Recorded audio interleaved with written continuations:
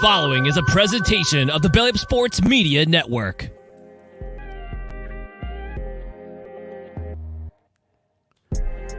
Well, we got a lot to talk about, folks. We're going to dive into the Heartland Top 25 as well as bowl predictions, fall camp notes, all that and more here on the Sooner or Later Sports Show. I am your host, Jay. Thank y'all for pulling up here on the YouTube channel. If you are new here, go ahead and hit that like as well as the subscribe button so you can join the family. We're going to be talking a bunch of college football here, and I am stoked about who we have as a guest here on the channel. As you can all see, the comments are already blowing up, so we're going to dive into top 25s, preseason, AP, coaches. We're going to figure out which one makes the most sense, and I'm going to also tell you all the ones that I really am into. We got a special guest today, and we're going to bring him right here on the screen. We got our boy Bryan Clinton from Heartland Sports as well as OUInsider. Bryan, what is going on? What's going on, Jay? Thanks for having me, you guys. We appreciate you pulling up. And, of course, you got Coop down here doing the ones and twos. Coop, how you feeling? 13 days, baby. 13 days. Yes! It is my favorite number today because tomorrow it will be 12 days. And this week, we got college football. Yeah, we do. Right. We do. We are counting it down. So, Bryan, let the people know where they can find you and all your great content you're putting out around Oklahoma and the Big 12. So with the Big 12, I started with Heartland College Sports. You can find us at heartlandcollegesports.com. We got a podcast media network as well. If you guys want to search us on Spotify or Google, we're on there. I've been there with them for about 2 years. We cover the Big 12 better than anybody, so we really love what we do there. We're passionate about it. And then here about a month ago, I started at OUInsider over on Rivals. Really enjoy working with Brandon and Parker and Jesse there. So check us out over there if you're looking for OU content. But, yeah, that's what we're doing. We love it. It's this time of year, man. It is. We are, like Coop said, 13 days. We are less than 2 weeks away from actual OU football. We are less than 7 days away from just college football in general. And so as much as degenerates as all of us are, we will be tuned in on Saturday to watch Navy and Notre Dame, and then USC versus San Jose State. Gotta hate watch that game just because that's what Sooner fans do. So we got a lot of stuff on the docket, as I mentioned on the intro. We're going to – Hank, really, you're going to put competitive depth in there right now? We weren't supposed to be doing this yet. Not yet. Slow it down, Hank. You're going to make everybody pee within like 10 minutes. Let's slow this down. But no, we're going to dive into, like I said, top 25s. Heartland dropped them. Bryan is the architect of that. I'm going to let him explain his purpose, but I need to say this before we dive into it. And Bryan understands this, and he knows because I told him on Twitter, very disappointed in him. When I saw it, I was hurt. I was appalled. I was flabbergasted. I could not believe that he was not keeping up with the agenda. Now, Bryan's going to explain his mythology behind it, but all of that goes out the window for one reason. We have an agenda, folks, and that agenda is Oklahoma being between 19 and 20 at all times because it lines up beautifully with the 2000 team. And we've got to keep that agenda and that coincidence together. But it's okay. Bryan, I'm not mad at you anymore. We're going to be okay with this, but I'm going to let you explain your mythology that you have. We'll pop it up on the screen as to what you have. This is why. Go ahead and talk to us through your top 25, and then I'm going to show everybody what it looks like. All right, man. So pretty much instead of just taking a best guess, because that's what a preseason top 25 is, let's be honest. Instead of taking my best guess, I aggregate from 5 different sources here on reputable sources that we can go to for the top 30 in the preseason. So if you look at what we've got the Pick 6 preview, which I really recommend them if you guys are looking for one.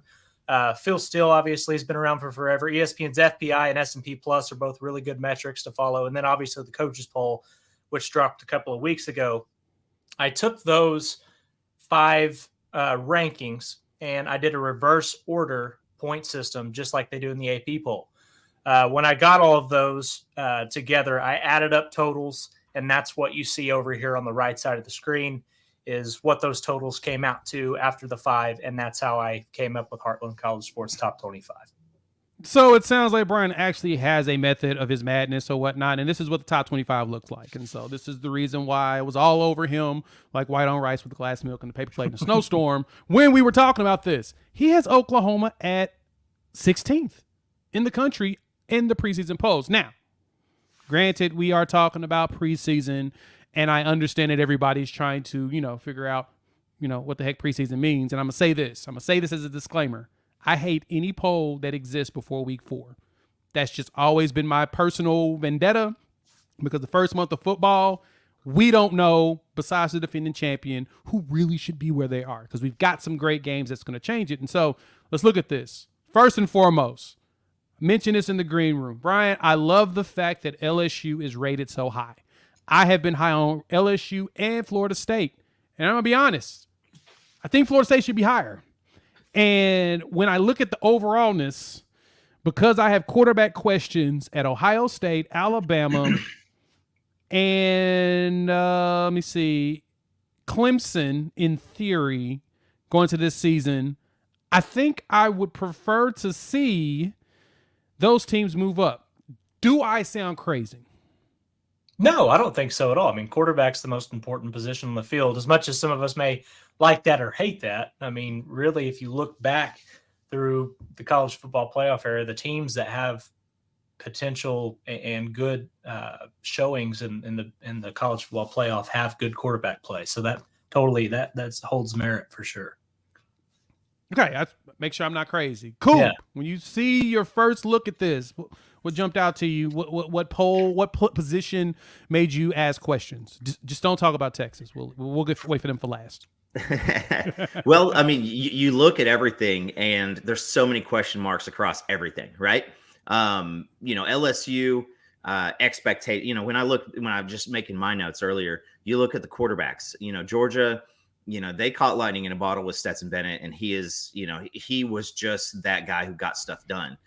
That measurable doesn't show up in the NFL Combine and stuff like that. But Stetson was just the soul of that team.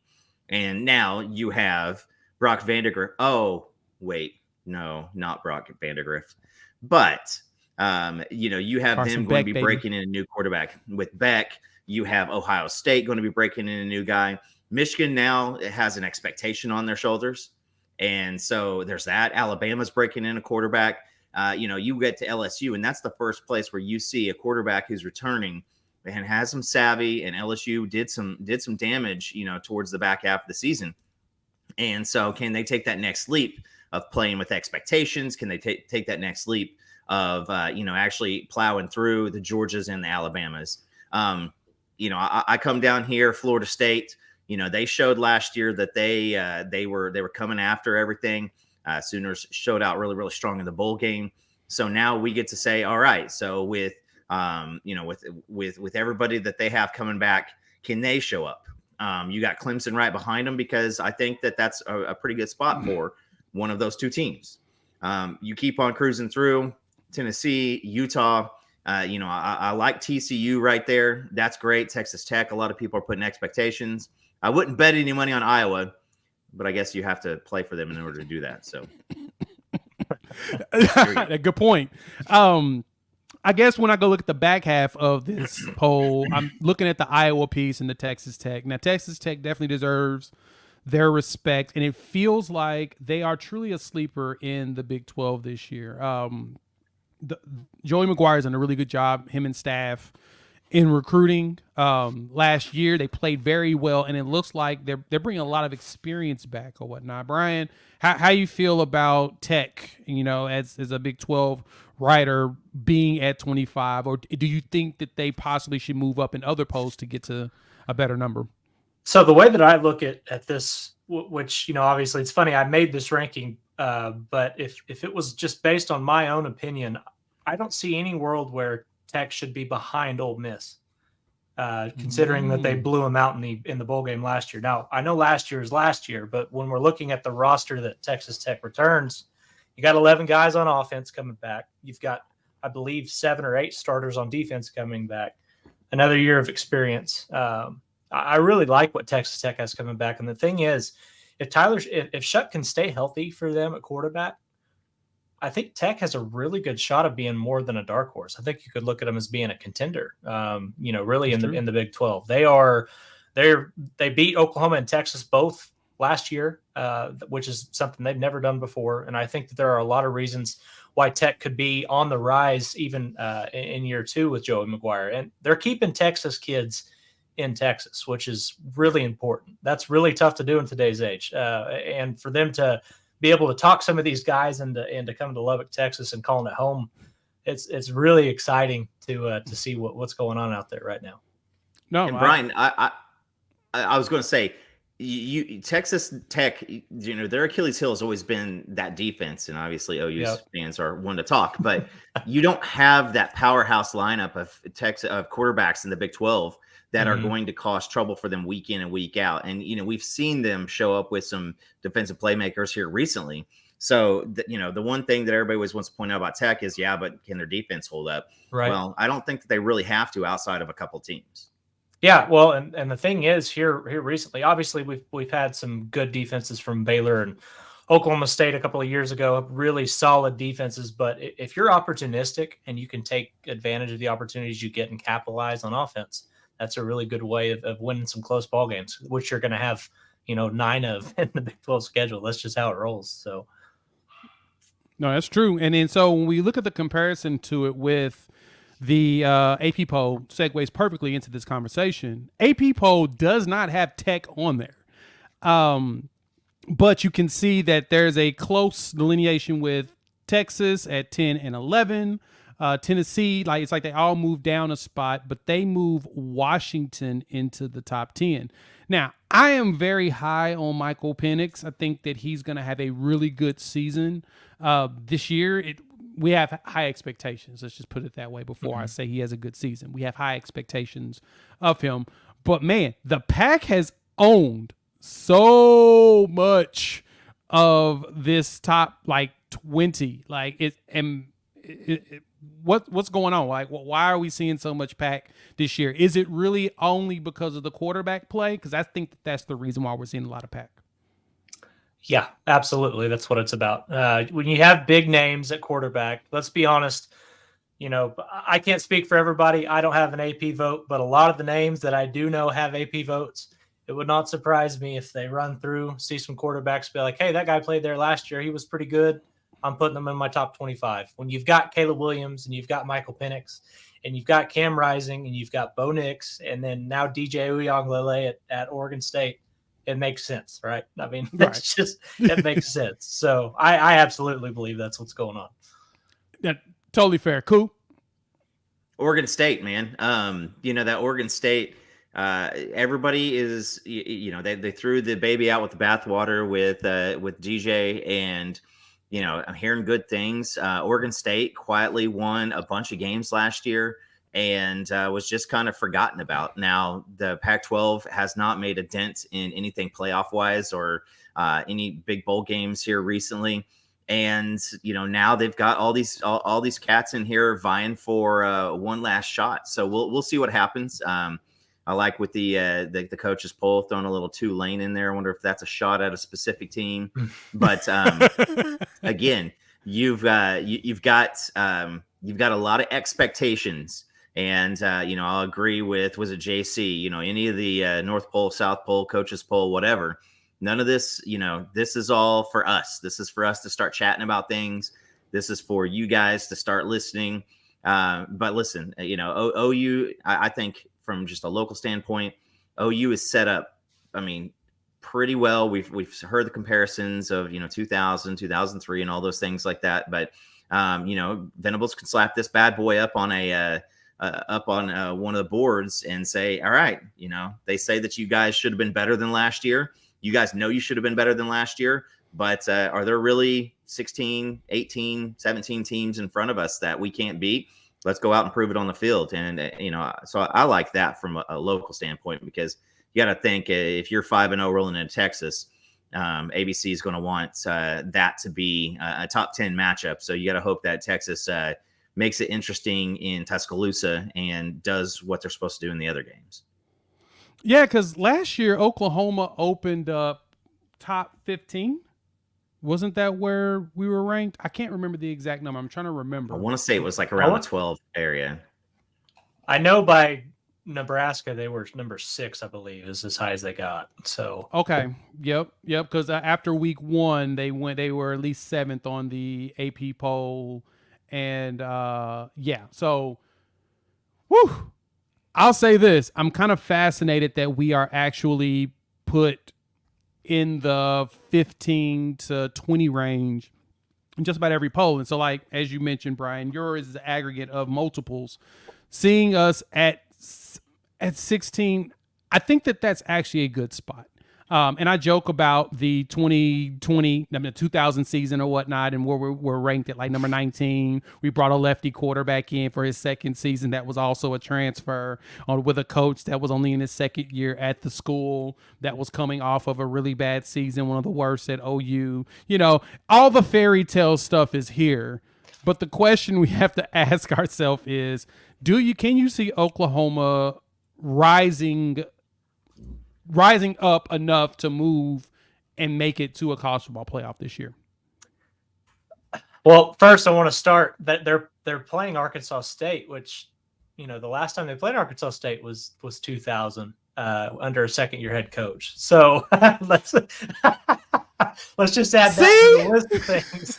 But anyways, I could digress on now. Pretty much where I think Oklahoma is at is the schedule sets up very nicely. Any other year, you look at the schedule that Oklahoma's got, and any reasonable Oklahoma fan can look at that and say, you should win 11 of those games. Like the Texas game is a 50-50. It always is. But 11 of those games you should be able to win. And so is it reasonable to expect them to make a college football playoff? I'm going to say no. But I think it's reasonable to expect them to win double-digit games. I don't think that's unreasonable whatsoever. I just think, in a second year, right now in the second year of the Brent Venables era, I think right now you should expect double-digit games, and anything past that is exceeding expectations. Exactly. And you're right. And somebody actually may mention in here in the chat, Jimmy mentioned our schedule was a lot harder in 2000. I 100% agree. This is a very favorable schedule. And, of course, we'll do a schedule breakdown next week, since we'll be preparing for the first game of the season, Arkansas State, and going into that. And so we got our guest, Bryan from the Heartland Sports, and, of course, Coop, as usual. We're going to jump into some bowl predictions that you all did on the site that I thought was very, very intriguing. But before we do that, got to do some housekeeping, folks. Hit that like button if you're new to the channel, subscribe. And thank you. Welcome to new members as well as new subscribers. Lexus, thank you for joining the family. We appreciate you pulling up here. And we also had like a new sub that populated on my screen, and I do not know where the stream bot went, and it disappeared on me, even though I did start. There it is. Eddie Robinson, thank you for subscribing. We appreciate it. Are you related to the great Eddie Robinson? I think so.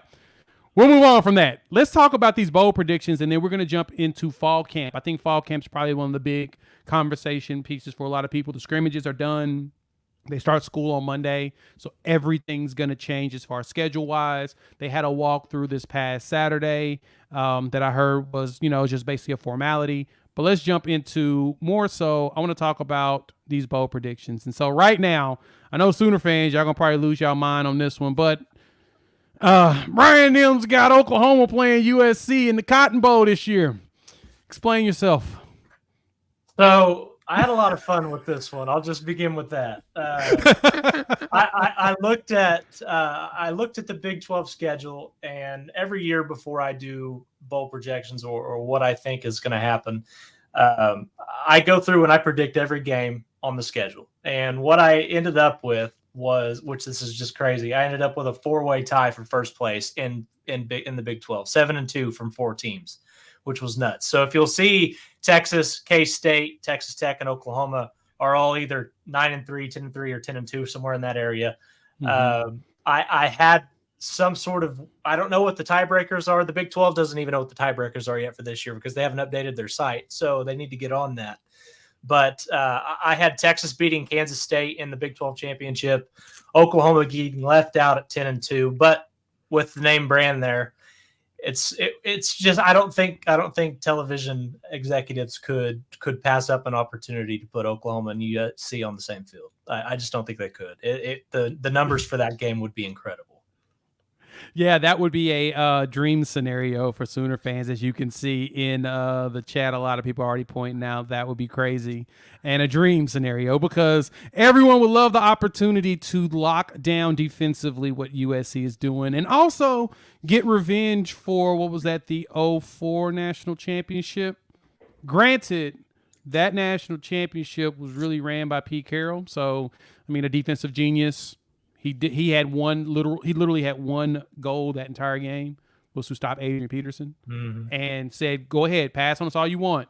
We're going to stop Adrian Peterson in this game. And sure enough, with the injuries we had, they did it. So mad props to them on that one. But yeah, that's a great dream scenario. Coop, when you look at this, man, I mean, outside of this Kansas-Missouri pop-up, that's funny to me because I wonder, can Missouri become bowl eligible this year? It feels like their schedule's a little bit shaky, but cool. What you think about this so far? And then Bryan, I want to talk about this Missouri spot. Well, first and foremost, if Texas is playing UTSA, that is a lose-lose scenario, and I would be there for it. And Chicken, you got a booger, brother. Help us out. Finish that bad stuff. The OU USC. Let's just take a trip to Twitter. We would be pulling every single thing that everybody said, hey, USC, get ready for XYZ.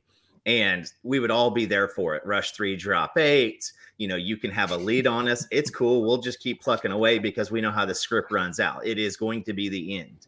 But let's talk about, Texas Tech achieving a 9-3, going against UNC, Drake May, trying to vie for that number 1 pick in the NFL draft against Caleb Williams. That would be a heck of a bowl matchup. And Mac Brown coming back and playing a little Texas Tech action. The TCU A&M, kind of the swan song of the Big 12. That would be great. A&M reaching 8 wins. I'll believe it when I see it. But yeah, that Missouri Kansas game, I would love to see that because I'd like to see, one final nail in the coffin coming from old highlight watch and his offense against Missouri.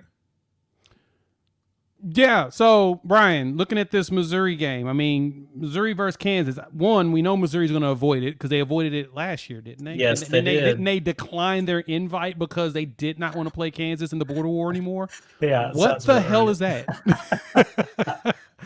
Why are you forcing Missouri to play Kansas? I'm curious. I think it's a dream. I just want to see the border war again. It's such a Big 12 matchup from that I used to watch growing up, and it wouldn't be like it was in 2007. I mean, most people in here that are under the age of 18, 19, 20 years old wouldn't understand it if I tried to explain to you that Kansas and Missouri was a top 3 matchup in 2007, and it actually meant something. And so, I just the nostalgia in me is what wants to see that happen. And like I said, I was just having fun with it, and it made sense. And I was like, oh, you know what? I think that would be a really good matchup. And I definitely see Kansas being able to go 7-5 with the schedule they've got.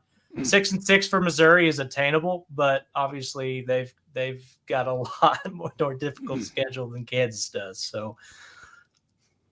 Yeah, I'm kind of hoping that we don't see them go 6-6 just because, a particular recruit that everybody's talking about in the comments. I'm not getting into that situation. I don't know who you're talking about. So, yeah, we're going to leave that for another week and when it actually matters. But let's jump into practice. I want to talk about fall camp. Get some of your thoughts, Bryan, and what you've seen out there. We're, of course, excited because football's here, baby. Less than 13 days.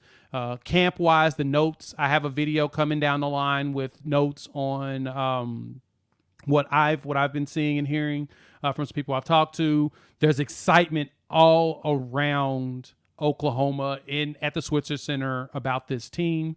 So, Bryan, kind of walk us through, like, what's some of the things that you're hearing on both sides of the ball? Let's start with defense because that's the one that everyone cares the most about. So, the first thing I want to talk about, which being a former coach at the high school level, it all starts on the line of scrimmage.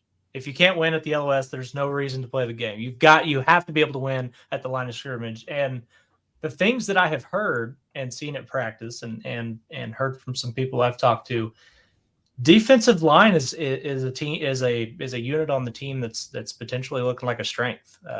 They've got a really good rotation. There's not a lot of drop off from first team to second team.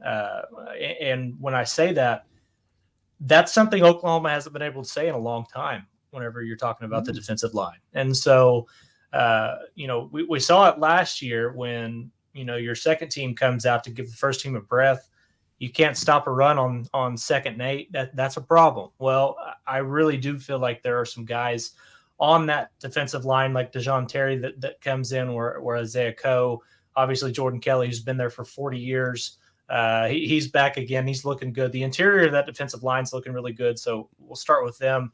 And then the secondary obviously has been somebody we've heard some ups and downs on reports with them, but I really do like the young pieces that are coming in, right? You've got a lot of guys that are coming back, with Billy Bowman, obviously, and you've got Woody Washington, but the things that you're hearing about Makari Vickers, the things that you're hearing about Gentry Williams, there's several names there that are making an impact. And obviously you've got Peyton Bowen, who is going to make his way onto the field at some point.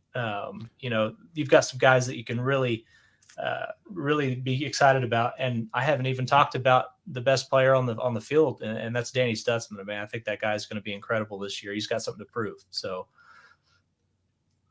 okay. So let's just jump into secondary real quick, and then Coop, I'm gonna pass it on to you because I know you have some questions defensively. Gentry Williams, right now the conversation is that he may have sealed up that other corner position right next to Woody Washington, in which Reggie Pearson, when he was here on the show, he raved about Woody and just how talented he is, and said, yeah, this would be the year he'll put it all together and get it going.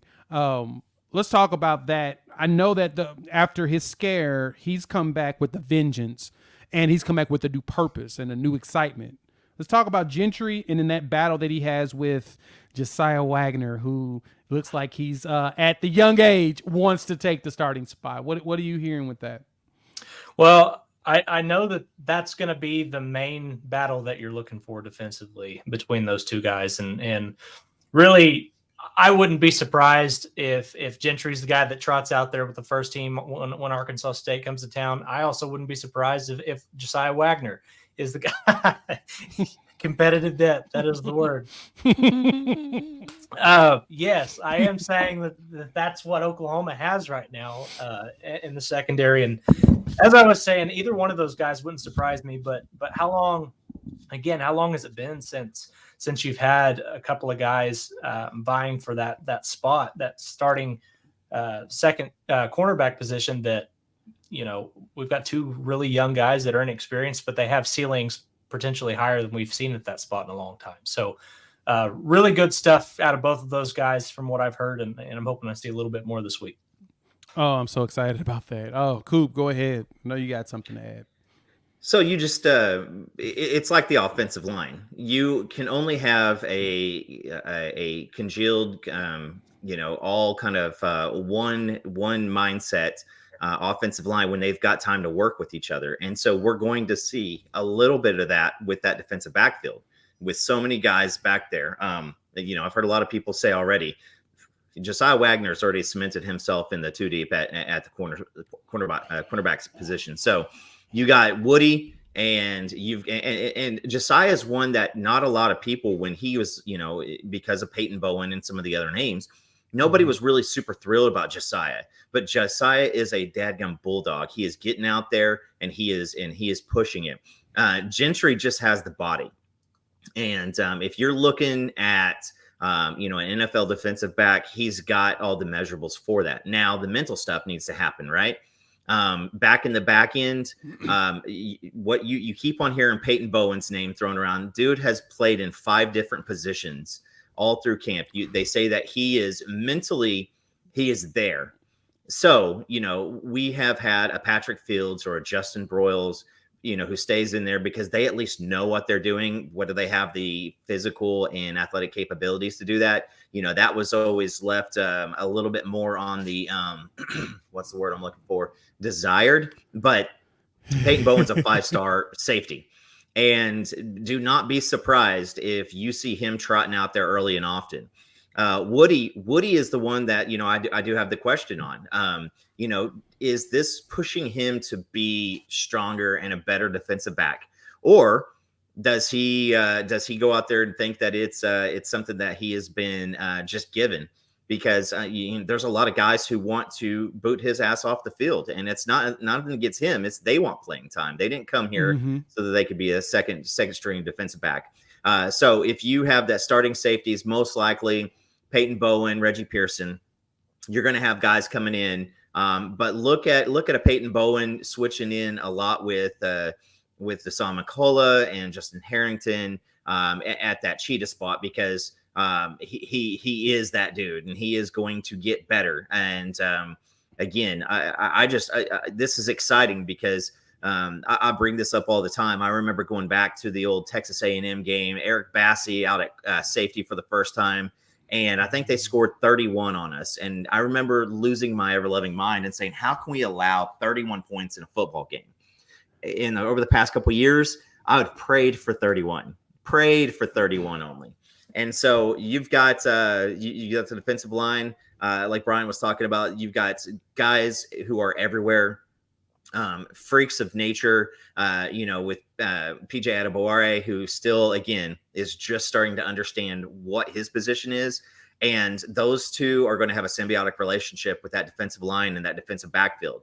Because instead of them just coming up and being supporters, you put pressure on it. Now you got a lot of floating balls out there, and we've got a lot of guys who want to do something if a ball comes their way.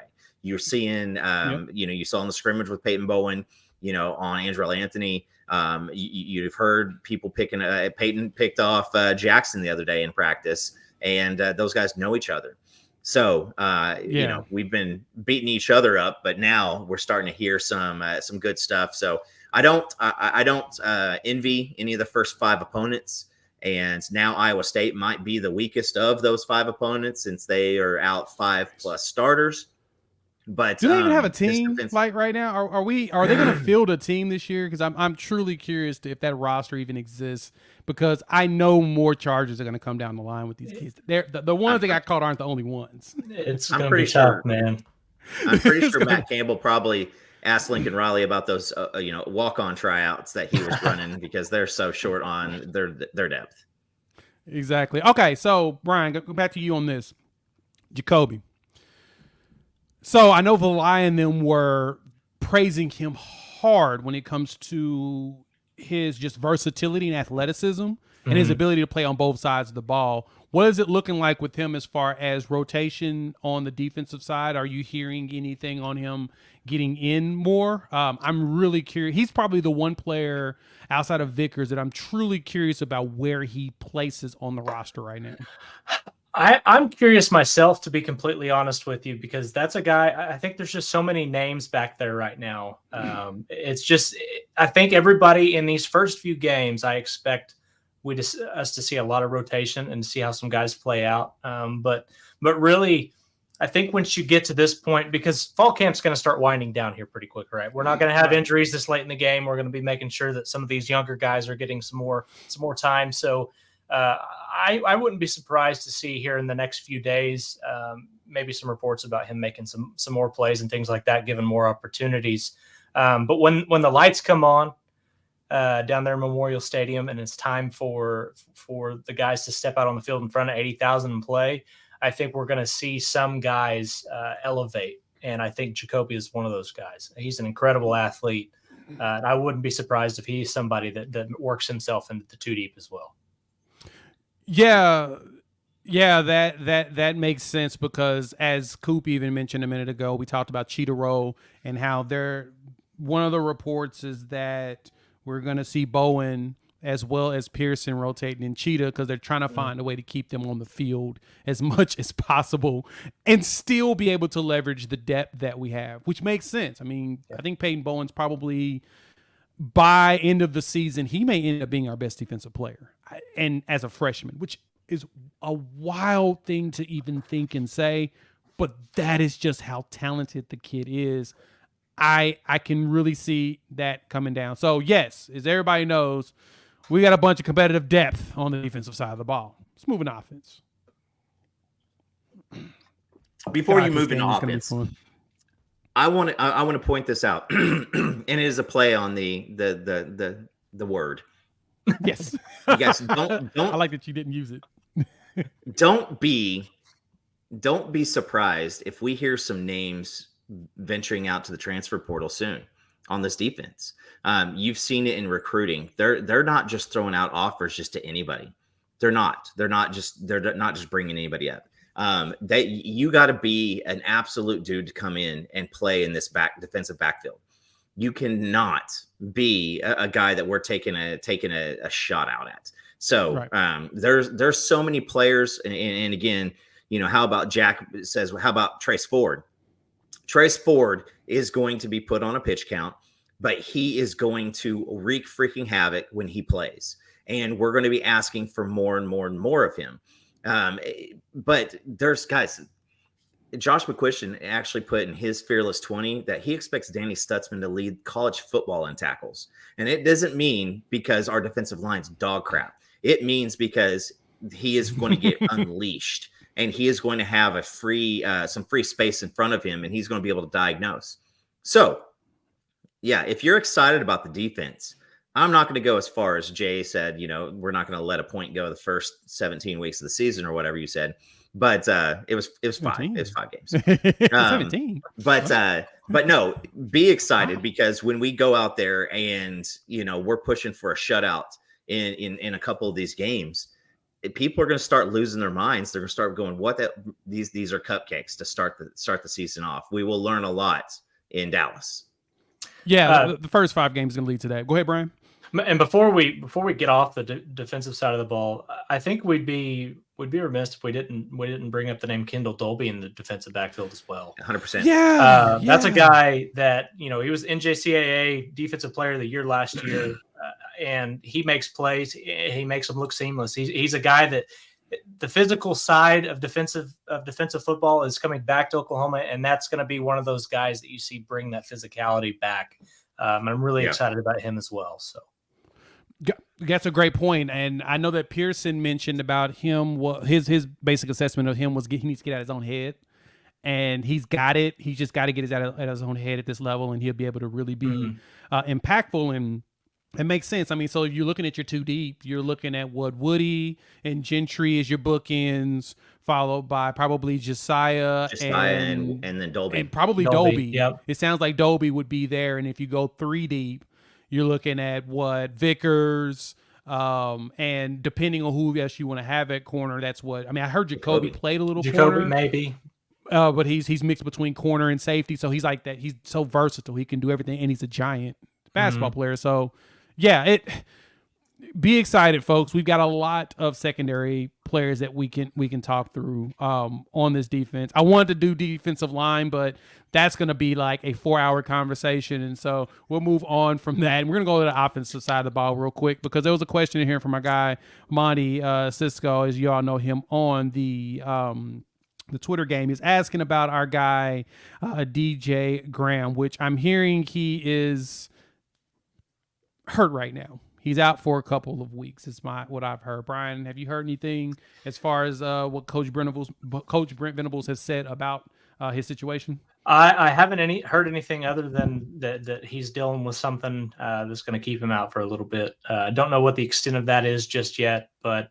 I would imagine that we're not going to see him trotting out at least week 1, and I would expect to hear some more about him in the coming weeks.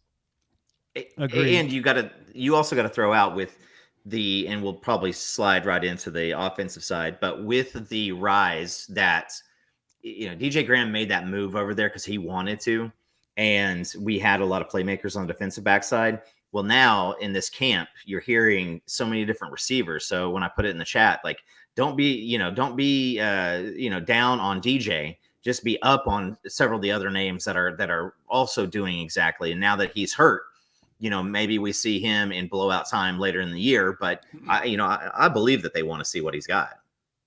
Yeah, I'm curious to see what he can do long term. Somebody mentioned, who was I listening to?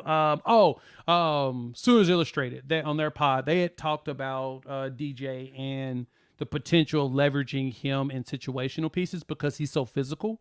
Because, I mean, he played wide receiver in high school, moved to corner and college, and he's built up a physicality to his game that you put him in some situational stuff on the offensive side, short yardage, anything of that nature, you could probably get more impact out of him. But the biggest problem is we'll be honest here as we move forward into the offensive side, is that wide receiver room is looking really, really, really good, and players are stepping up.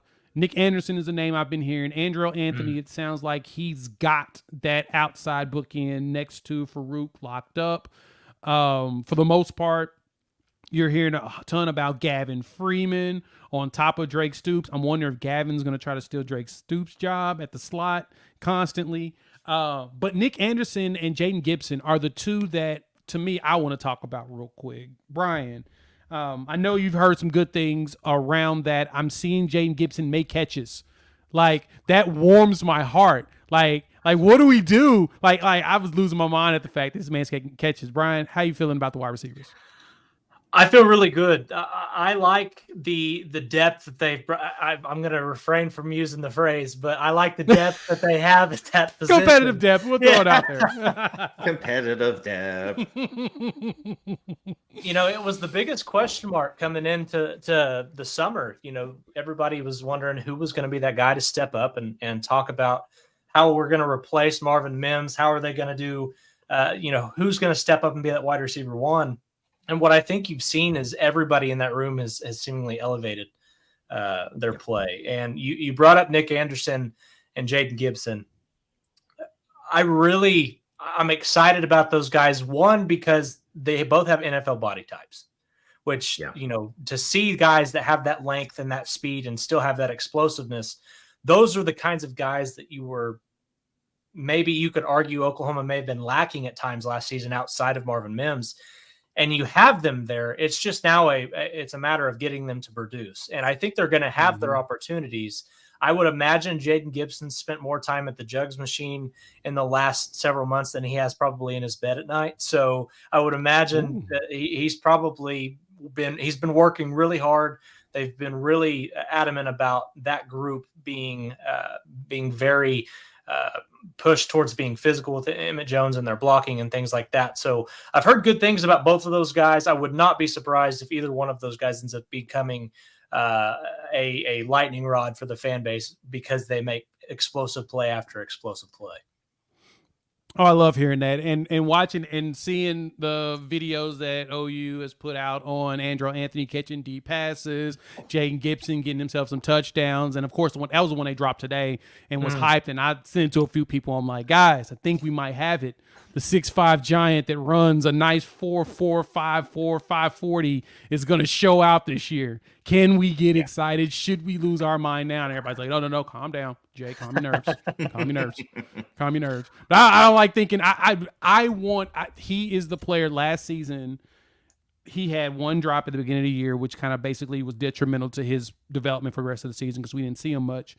But he caught a pass over the middle. He dropped a pass over the middle. If he had caught that, that was a touchdown. And I was looking at that like, man, okay, what we got to do to get you back at that level? How do we get that? So, that's kind of what my feelings are around wide receiver. But we look at running back, like we're looking at some of these guys running through now. Megwa, good God, 29. Tyree Walker, Jesus Christ. They're both huge human beings. 23, that's Megwa right there. Are we going to get to see him? I heard that his knee is getting better. I think his knee may be good enough, but the problem is that might be the deepest running back room Oklahoma's had in a long time. I mean, a lot of competitive depth, guys. Pinky up. You're right. 100% agree. Man, I mean, I'm telling you, that group is just, I mean, just think about, you look back at what you had with Samaje Perine and Joe Mixon. Was that 2015 when they really both made a major impact? Yes. You could have that with Gavin you could have that with Gavin Sawchuk and Javonte Barnes, and they're only sophomores and redshirt freshmen. So I really like the dynamic there. And then obviously Caleb Hicks has made all kinds of noise on top of Dalen Smothers, and Tawi Walker is getting praise from the coaching staff. They all look really, really good. Oh, even on top of that, one name that I've been hearing a lot of has been Marcus Major too. Like exactly. Lebby has been talking heavy on him. So, Coop, what you think about with these running backs and wide receivers? How you feeling? So let's go wide receivers, start this off, and I'll try to make this as fast as possible. Petaway's body was the number one question for him coming in because he had the speed. Yes. The physicality was what was going to be there. If this cat would have been here as an early enrollee, I think we have him slotted as a starter right now.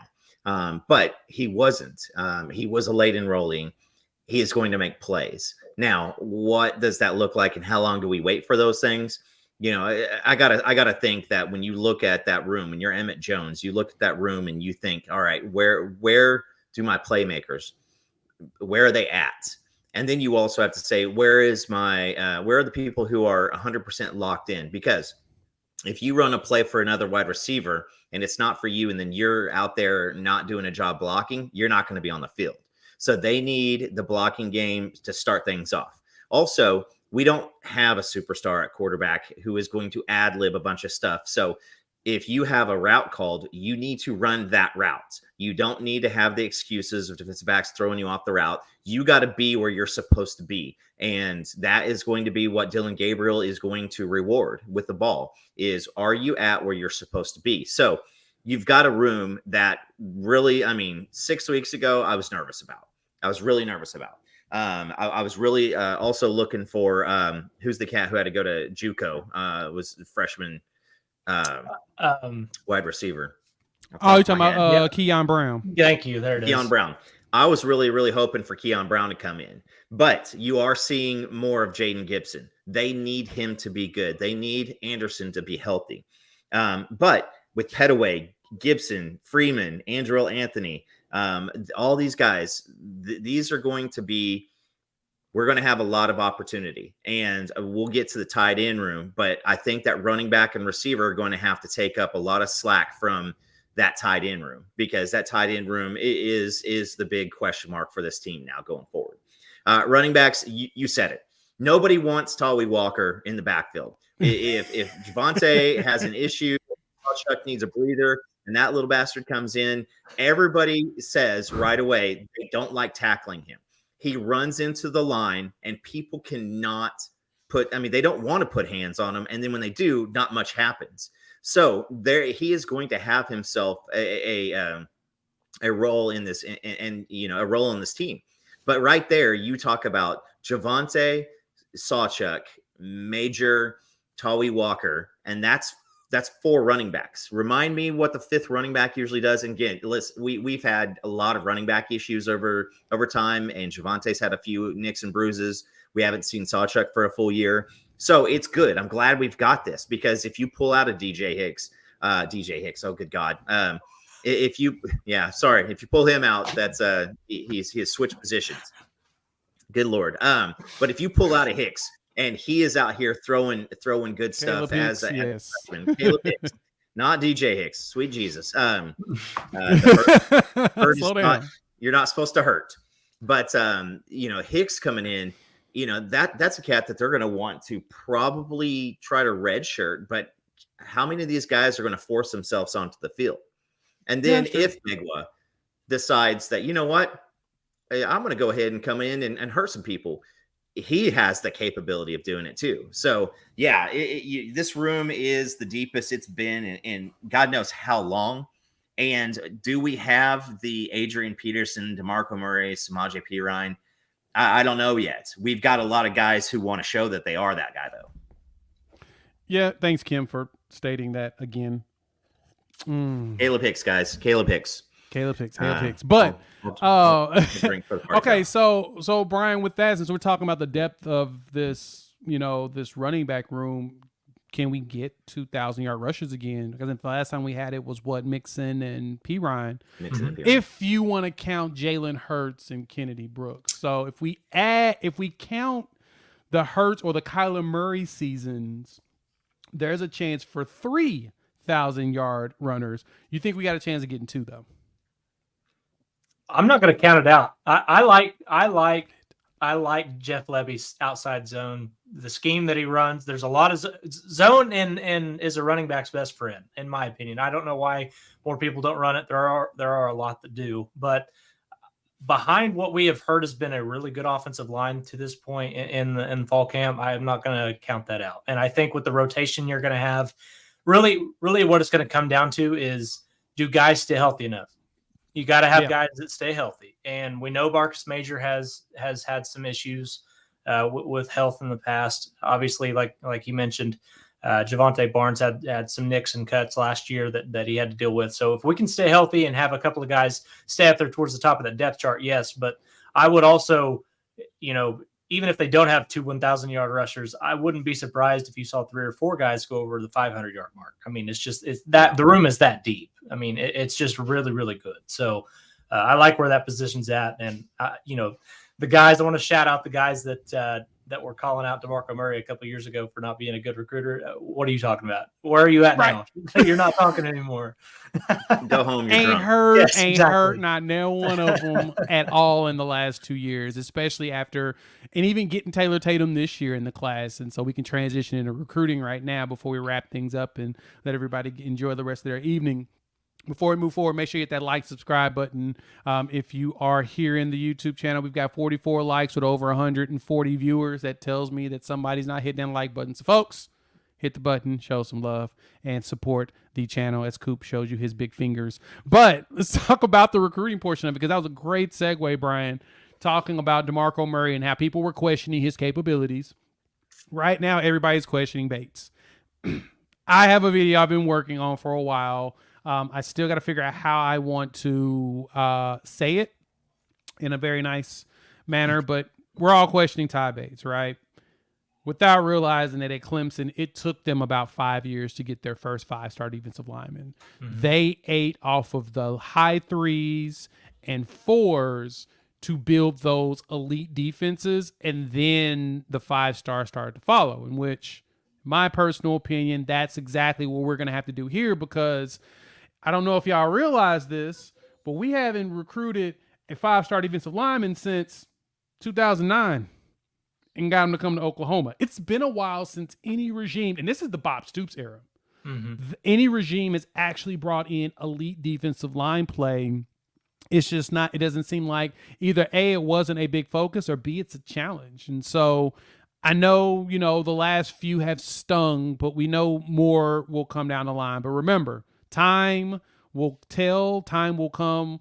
We will see fruits from that. Because I think, honestly, before I pass this off, the one thing that I think that Bates and them can do to help with their problem with these getting 5-star players, because all 5-star defensive linemen, quarterbacks, and offensive linemen are divas. They're the most sought-after position by every single top school in the country, because that's the most important things. You need a quarterback to throw it, a line to protect them, and a defensive line to go get theirs. You've got those 3, you are golden, and you'll look like Georgia, Bama, and all of them. Transfer portal is going to have to be the life of our coaching staff for a while. Go get some dudes that's been humbled, but I also have the tools, and let them come on here and show out with actual development. Because once they get the money, they realize, oh, yeah, this isn't going to work out for me. I'm not being developed good enough. They'll come through. So, besides that, Bryan, talk to us recruiting-wise. How are you feeling about the Stone commitment on Saturday? You feeling good? You got questions? What's your thoughts? So the first thing I want to talk about is I'm not going to get on my full soapbox about Todd Bates because I will defend that man to the end of the earth.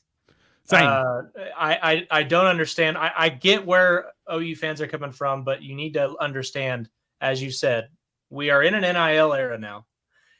The first position that's going to get that money is quarterback, but the second is interior defensive line.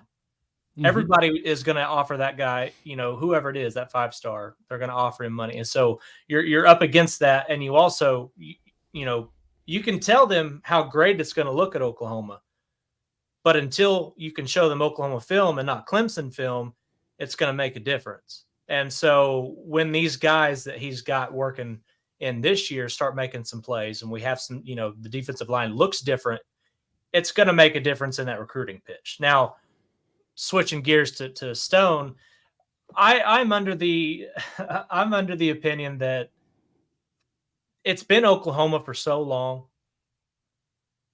I understand some of the fire that's out there on Twitter and things that are, we're starting to have meltdowns before we have Oklahoma Twitter already having meltdowns before anything actually comes down, because they've been here with DJ Hicks, and they've been here with they've been here with all these guys and they've seen it. But he's an Oklahoma kid at heart. And, at the end of the day, I'm rolling with Oklahoma on that pick until I'm completely convinced otherwise. It just feels like that's where he's been destined to end up. He got Jaden Jackson here for an official visit. It kind of seemed like, I don't think it was a coincidence at all that he was on that official visit with him. You can take that for what it's worth. I wasn't there. I haven't spoken to either of the kids, but I don't think that's a coincidence. He's high school teammates with that guy, and he wants him to come to Oklahoma. Things could change day to day. We all know, we've all been 17, 18 years old, and we all understand how decisions are made at that age. So one thing might sound good one day, and it might sound completely different another. I still feel that Stone's the sooner whenever it comes time to put pen to paper. Yep. I'm there with you. And Forrest, no, I didn't forget PJ. PJ is an edge, so he's not classified as defensive lineman in some. It's weird. It's weird classifications, but yes, PJ counts as last year, and he's a 5-star plus. The best part is we pulled him out of Missouri. We took him out of Missouri's backyard. We took two players. The top two players of the state of Missouri came to Oklahoma last year. So of course Missouri was not going to let that happen to them again. But I say that because some of the players we have on our list now that we could potentially land, I think they move into the 5-star plus status just like PJ did, because when PJ committed, he was a 3-star on most boards. On3 was the only one that had him as a 5-star. He moved into 4-star range on 24/7, and then from there, by the end of the season, everybody had him 5-star plus because they realized how much of a monster he is. And so we pulled a top 10 player in the country on the defensive line. Chavis and Bates were working together on that. Bates has still got work to do because it's hard to get down defensive linemen, because Georgia has made them really the premium, because they've proven if you got that and you command and you control the line, the scrimmage, you're going to be good. But Brian, you're spot on. Like I said, I can defend Bates as well on this just because of how difficult it is. The Stone piece, I'm in your same boat. I said this before, and I'm going to reiterate it. I had more confidence in Nwaneri than I did Stone coming here, and we saw what Nwaneri did. I still think Stone ends up at Oklahoma. The only thing that jumped out to me in all of this, in which I warned y'all, Miami smoke was coming. And now we're here. Here's all the Miami smoke. And this is the reason why. Stone lives in Florida. His mama and them live here. His mama don't want to live here no more. Stone's in Florida. I want y'all to understand that. If he goes to Miami, she moves to Miami, and she's there with him all the time. Because financially it makes sense. You can do it easily at that point because of the NIL he's going to get. He's going to have to convince them that Oklahoma's better and to basically put on pause where they want to live until he goes pro. That is the conversation and the piece that will have to be done by Stone. He's going to have to, if he really wants Oklahoma, his convincing is, Mom, look, let me have my 3 years at Oklahoma, because he will not make it past 3 years. He's that talented, and the way they will develop him, he won't make it past 3 years. Give me my 3 years at Oklahoma. We can move wherever I get drafted, and that's also where your other problem lies, is where the hell he gets drafted, because you don't get a choice. And you are welcome, Forrest, on the clarification. Thank you for the $10. We appreciate the support on the channel. But, yeah, it's all about where if his sister does live in Norman. That is definitely true, and it's been noted that he would like to live with her. So yes, that is very much true. But just keep that in mind. If Miami ends up being the pick, just like I said with Nwaneri, it's not over until they sign on the line, which is dotted. If the pick is us, it is not over until they sign on the line, which is dotted. So keep that in mind as we go through this. It'd be less stressful if we have him there because, of course, we'll be able to pull in more players and be able to make it look better and make it more appealing and harder to want to leave or flip. But just keep that in mind. For him, mom wants out of Oklahoma. That is where this Miami smoke is coming in. So we'll see if he decides to step over her and take matters in his own hands. Coop, how you feeling about this Stone piece? Then we're going to wrap into Andy Bass and let everybody go home. Well, let's make this real clear. In 2017, Todd Bates becomes the defensive coordinator over at Clemson. Can you guess how many defensive tackles they landed in 2017? The answer is 0. You guys were too slow. 0 defensive tackles. In 2018, he pulls in Josh Belk, a 4-star defensive tackle, and Darnell Jeffries, a 3-star defensive tackle. 2019, he pulls in Taekwon Johnson, a 3-star, Tyler Davis, a 4-star, some guy's name I won't try to, but that was it. So he, after 3 years, he still had not pulled one of those guys into Clemson. You saw what he did with all those guys. You saw what he took over and the production that turned into. So, this one is a different game. Todd Bates is not playing the same game this year as he was in 2017 because NIL, like Bryan was talking about, this is a completely different game. Now, everybody who said OU needs to step up the NIL, OU has stepped up in the NIL. But when you're Oklahoma, you're Georgia, you're Alabama, you're not going to put everything in, all that money on one, because that's going to be hell in the locker room. Because you're going to have guys like Isaiah Coe, you're going to have all the other defensive linemen, and they walk in and a dude who's not done anything yet. That's like taking, somebody at number 1 draft pick, like a Jimmy Clausen, thinking it's going to, change your program, and it bails, it fails, it's bad. So I think with Stone, you got to do the sister stuff. Obviously she's there.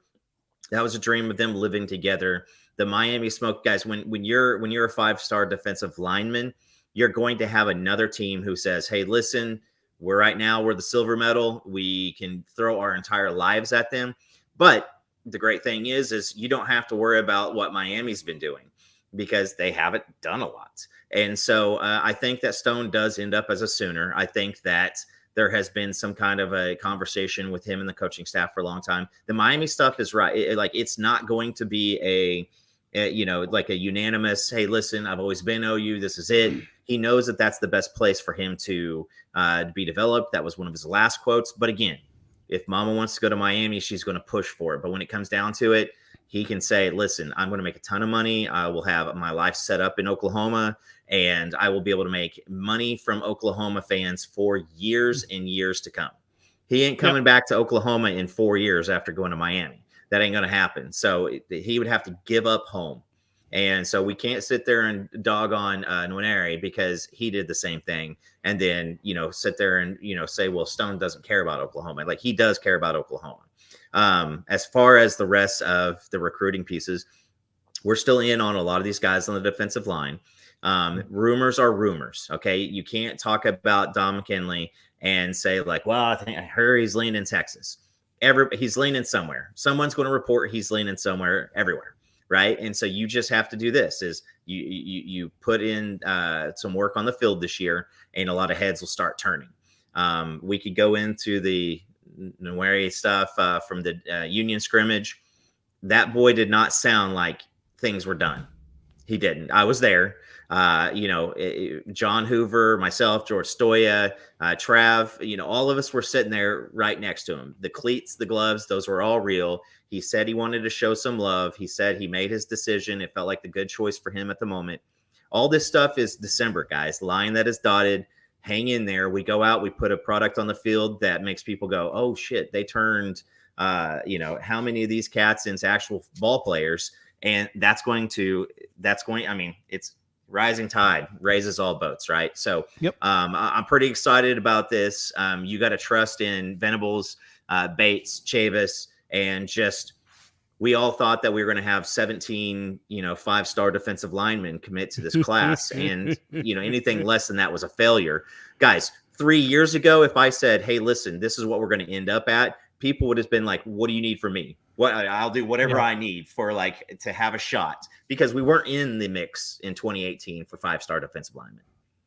Weren't. Now I need y'all to go look at who Georgia brought in on the defensive line back when Kirby Smart verse started. It took them about a year. They started developing a lot of 4 stars and 3 stars, and that's when they started to see that dominance. So, I mean, of course, Georgia's always brought in 5 stars because they're in the state of Georgia. I mean, you better get at least 1 or 2 5 stars in state, right? Yeah. And if you've noticed, as NIL's gone down, a lot of these players are sticking closer to home. Correction, they're sticking closer to their current location. Let's put it that way. Because I've seen some IMG guys go to Miami because it's right there by where they're currently at. I've seen like your Georgia guys stay close. Don McKinley, which is a fascinating case study right now, he's definitely being courted by everyone. And LSU looks like they're not even in the mix. But there's story behind why LSU doesn't look like they he's leaning LSU, and we won't get into that here on the channel, but there's story behind that. And then you look at Ranieri, who stayed right next door to home because mom wants him to be home. And shout out to the state of Missouri.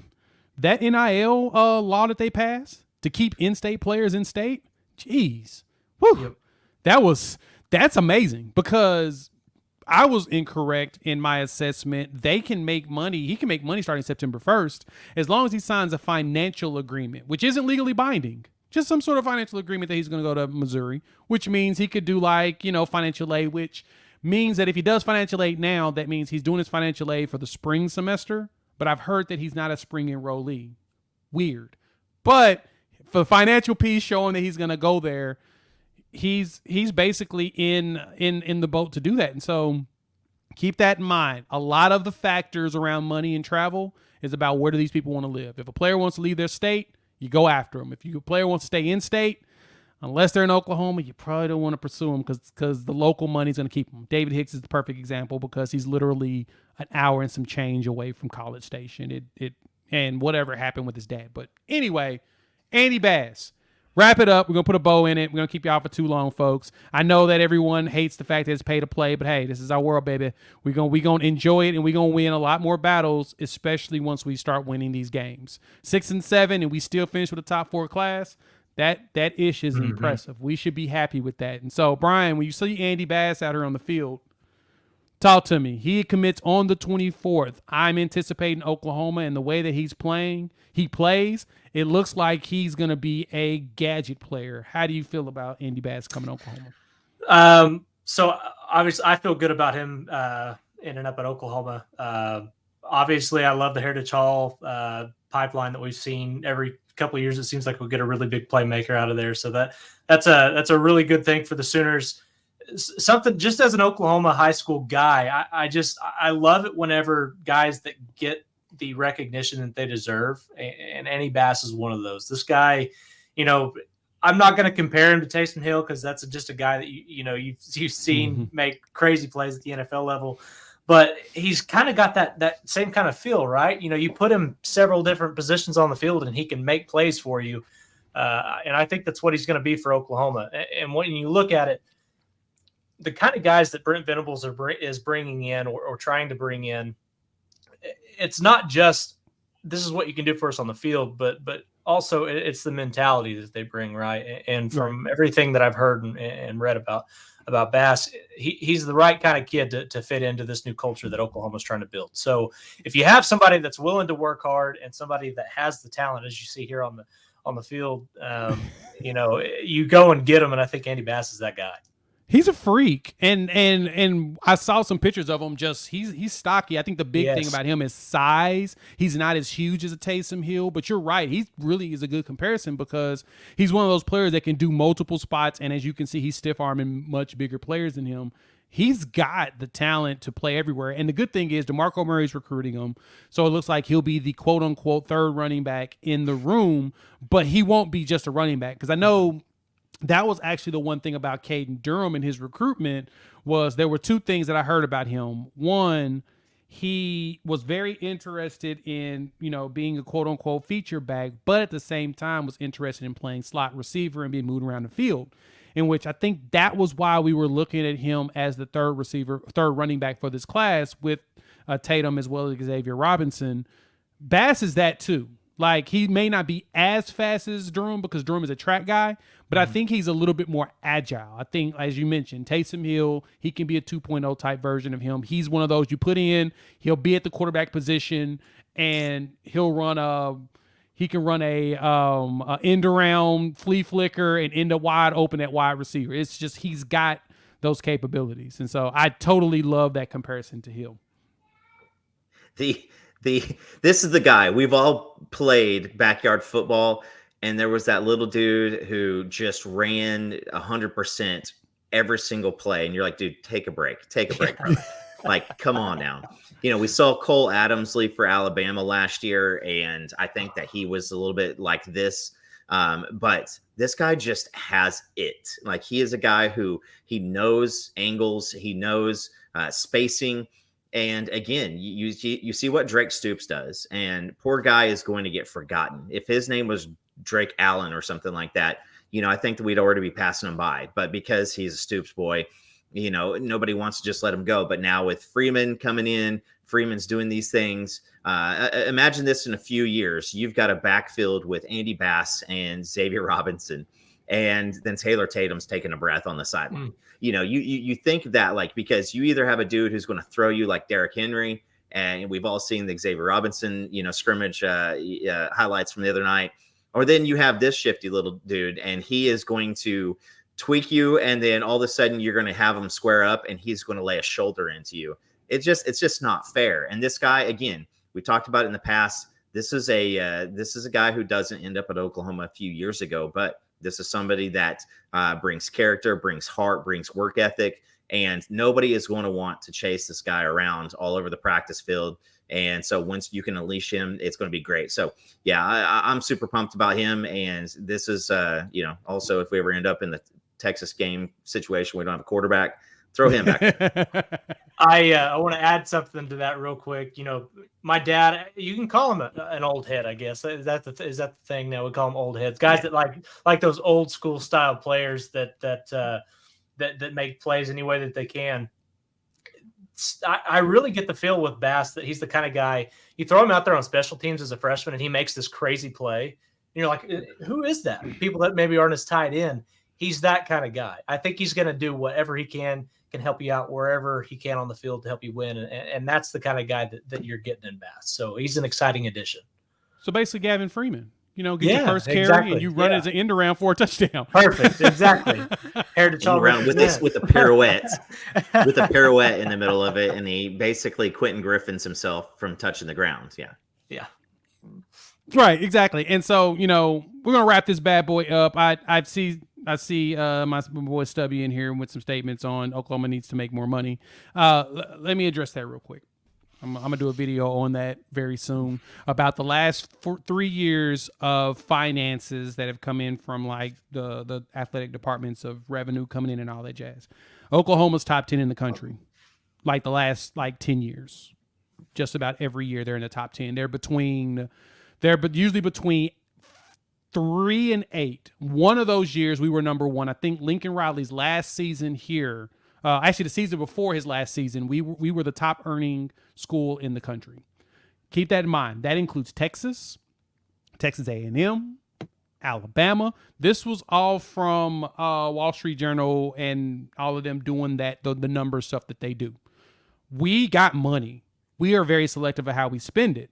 The problem is that in some situations, no dollar amount will get a player to leave where they're at to come here. As Texas, they have the same problem. They're throwing NIL money to a lot of players, and kids still pick other schools instead of them. It just happens both ways. It sucks. I will pull it up. I've actually read a few of the articles on it. It's fascinating how much money Oklahoma brings in. You're like, dang, where'd this come from? Like, how did Oklahoma do? Yeah, so we're not broke. It's just selective spending, and it's just more so convincing kids to leave home that don't want to leave home. It's unfortunate, especially in NIL world. Some of them, their mamas are very influential in if I would rather you stay close to home, then I don't have to leave my house. And other moms are like, I want to get the hell up out of here. Can you move me to a pretty city?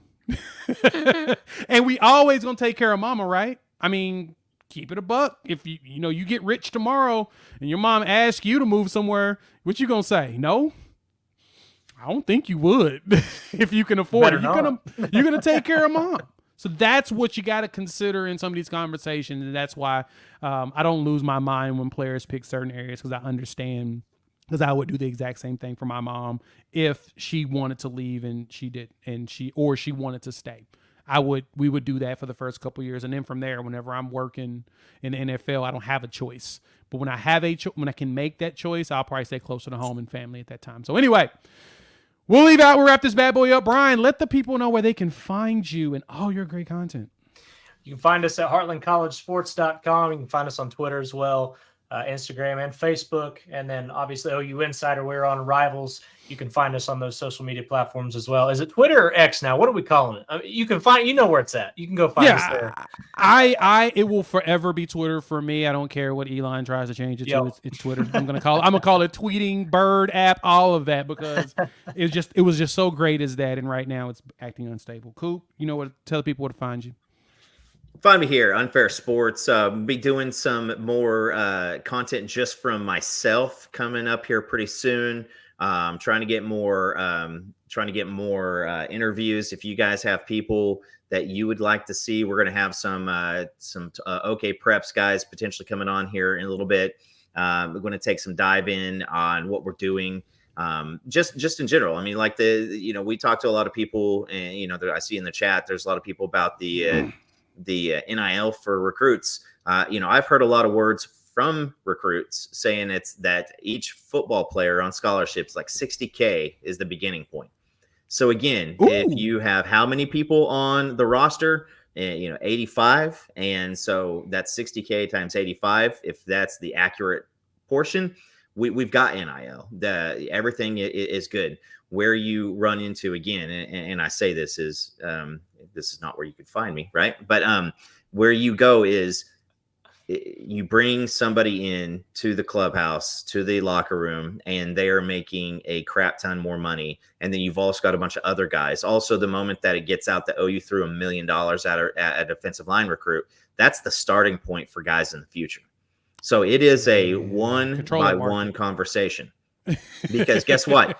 Anybody who wants to go talk to Miami or Oregon or now Missouri, they're having those thrown out there. And I believe fully that Missouri is throwing a humongous chunk of their NIL at both Wingo and Winery.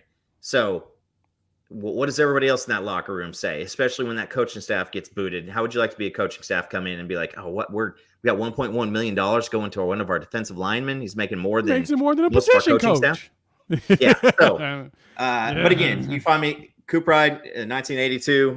Find me Unfair. I'll be in and out a couple different shows, but man, Bryan, I appreciate you coming on because anytime that we can add quality insight, there's nothing wrong with that. I appreciate you guys having me. It was fun, man. I really liked it. Thank you.